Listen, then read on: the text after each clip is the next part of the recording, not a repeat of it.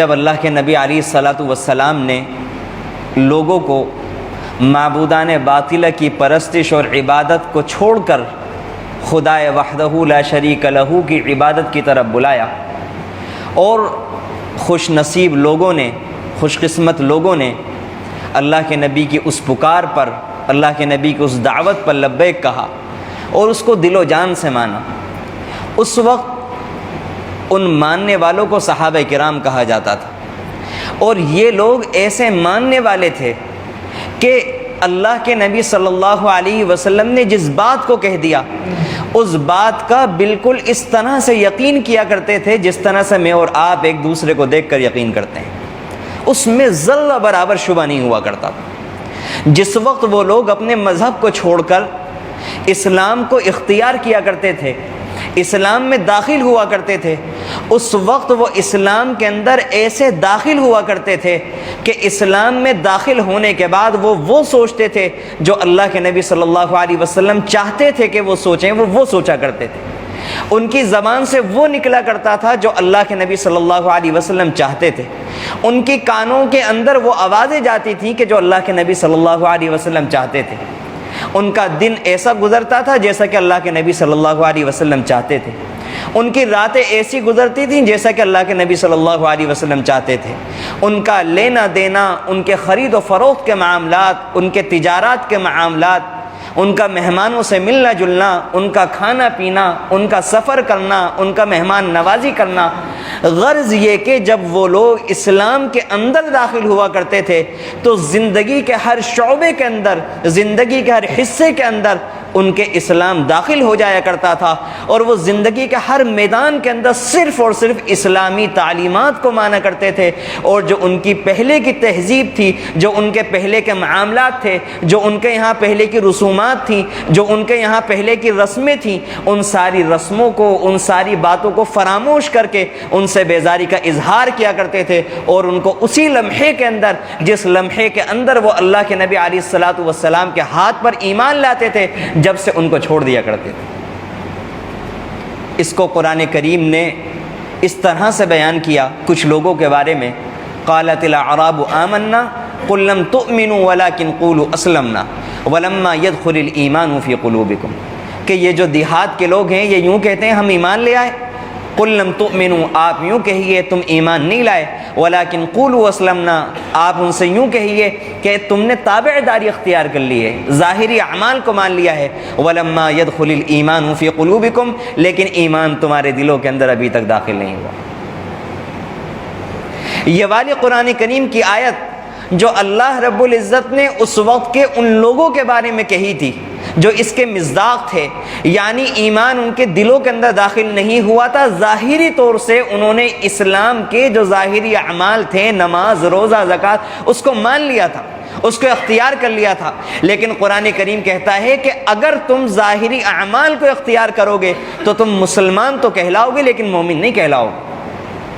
مومن کہلانے کے اس وقت مستحق ہوگے جب ایمان تمہارے دلوں کے اندر داخل ہو جائے گا۔ ایک ہوتا ہے ایمان کے اندر داخل ہونا، اور ایک ہوتا ہے ایمان کا انسان کے اندر داخل ہونا۔ دونوں کے اندر اتنا ہی فاصلہ اور اتنا ہی فرق ہے جتنا کہ آسمان کی بلندی اور زمین کی پستی کے درمیان فرق ہے۔ اور اگر آپ لوگ مجھے اجازت دیں تو میں آپ کے سامنے کھل کر بیان کروں کہ آج میرا اور آپ کا یہی معاملہ ہے جو قرآن کریم کی آیت نے بیان کیا کہ ہم لوگ ایمان کے اندر تو داخل ہیں لیکن ایمان ہمارے قلب کے اندر داخل نہیں ہے۔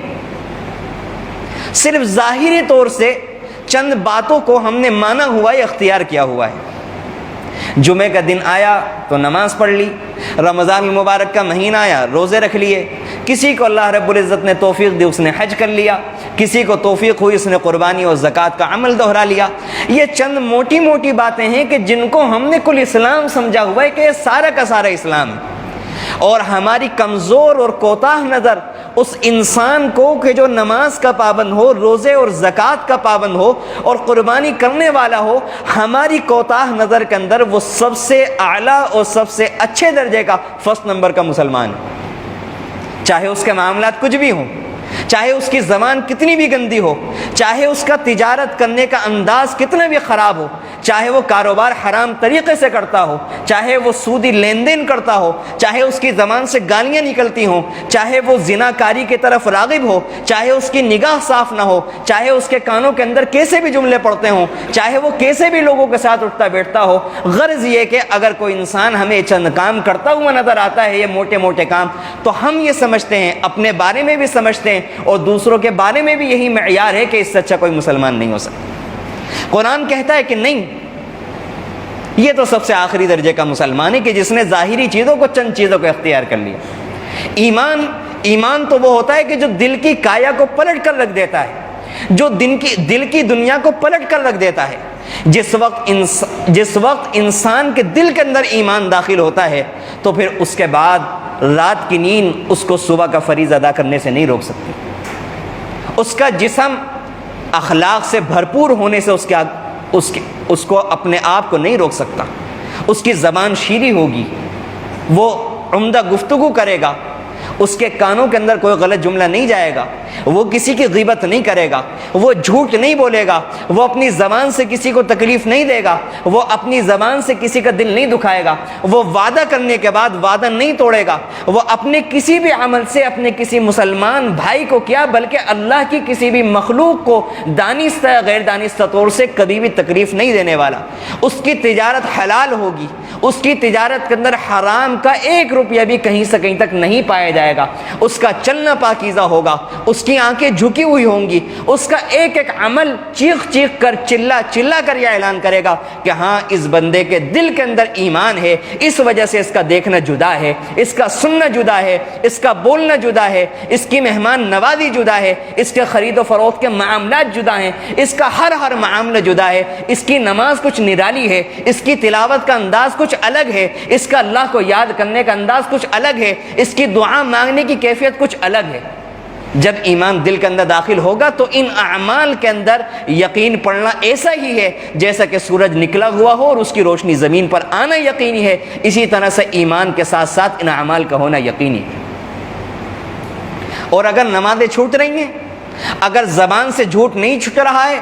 اگر کانوں کے اندر غلط چیزیں جا رہی ہیں، اگر آنکھیں بد نگاہیاں کر رہی ہیں، اگر طبیعت زنا کرنے کے لیے مچل رہی ہے اور طبیعت کے تقاضوں پر عمل کیا جا رہا ہے، اگر معاملات صاف نہیں ہیں، اگر ہمارے عمل سے، ہماری زبان سے، ہمارے حرکات و سکنات سے ہمارے پڑوسی پریشان ہیں، ہمارے رشتہ دار پریشان ہیں، اگر رشتہ داری کو کاٹا جا رہا ہے،